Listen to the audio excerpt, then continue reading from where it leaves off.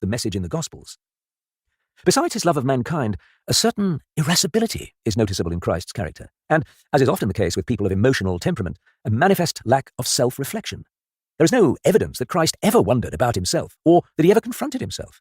To this rule there is only one significant exception, the despairing cry from the cross, my God, why hast thou forsaken me?" Here, his human nature attains divinity. At that moment, God experiences what it means to be a mortal man, and drinks to the dregs what he made his faithful servant Job suffer. Here is given the answer to Job, and clearly this supreme moment is as divine as it is human, as eschatological as it is psychological. And at this moment, too, where one can feel the human being so absolutely, the divine myth is present in full force. And both mean one and the same thing.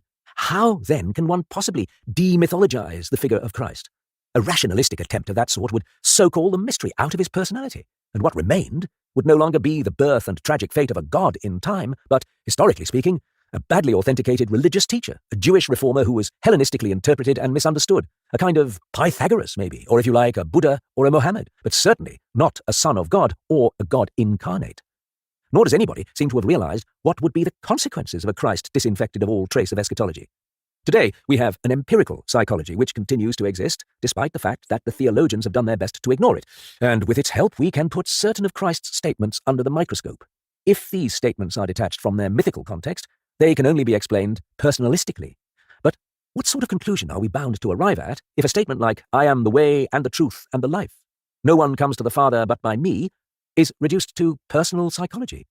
Obviously the same conclusion as that reached by Jesus' relatives when in their ignorance of eschatology they said, "He is beside himself." What is the use of a religion without a mythos, since religion means, if anything at all, precisely that function which links us back to the eternal myth? In view of these portentous impossibilities, it has been assumed, perhaps as the result of a growing impatience with the difficult factual material, that Christ was nothing but a myth, in this case no more than a fiction. But myth is not fiction. It consists of facts that are continually repeated and can be observed over and over again.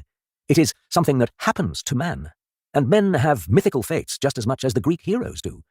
The fact that the life of Christ is largely myth does absolutely nothing to disprove its factual truth. Quite the contrary. I would even go so far as to say that the mythical character of a life is just what expresses its universal human validity. It is perfectly possible, psychologically, for the unconscious or an archetype to take complete possession of a man and to determine his fate down to the smallest detail. At the same time, objective, non-psychic parallel phenomena can occur, which also represent the archetype. It not only seems so, it simply is so, that the archetype fulfills itself not only psychically in the individual, but objectively outside the individual. My own conjecture is that Christ was such a personality. The life of Christ is just what it had to be, if it is the life of a god and a man at the same time. It is a symbolum, a bringing together of heterogeneous natures, rather as if Job and Yahweh were combined in a single personality. Yahweh's intention to become man, which resulted from his collision with Job, is fulfilled in Christ's life and suffering.